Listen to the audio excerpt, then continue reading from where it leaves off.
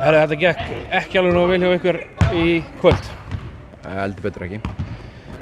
Gameplanið á þeim var greinilega bara að spila góða vörn og það virðist að hafa gengið upp. Þetta er reyndar alls ekki góð vörn. Þeir eru 4 menn bara undir körfunni og gefa í raun svona 3 af mínum mönnum skotið.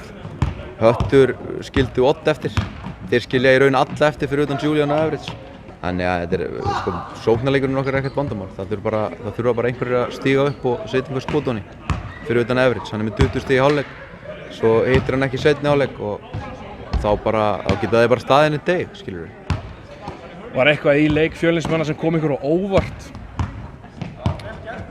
Nei, í raun ekki. Við kunnum öll þessi kerfi sem þeir hlaupa en það kom mér bara óvart hvað kannski bara liðið mitt var gjörsamlega andlita gjaldþrota þegar við lendum 10 stigum undir.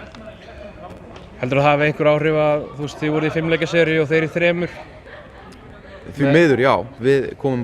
Þeir koma rosalega svona hungraðir í þennan leik, ekki búin að spila í 10 daga og þetta snýst ekkert að mínum menn séu eitthvað þreyttir í löppunum eða eitthvað. Ég fór bara rosalega mikil einbeiting í það kannski að koma tilbaka 2-1 undir á móti Hetti og bara rosalega margir af okkar bestu mönnum voru bara einhvern veginn ekki nógu vel stiltir alveg frá byrjun. Þú sér tek leikhlé snemma og ég eyði í raun 5 leikhléum í þessum leik í ekki eitthvað taktískt. Það er eitt að tapa, ekki annað að gera það svona stórt. Hefur einhver áhyggjur af því hvernig menn koma í hausnum í næsta leik? Nei, alls ekki. Ég held að það skipti engu máli. Ég er ekki einu svona viss að það sé verra að tapa stórt. Ég meina, við komum gjörsamlega flatir inn á leik og það er bara fínt að vita það að við séum bara algjörlega raskkeltir af þessu liði og við mætum ekki meira tilbúinir en þetta. Já.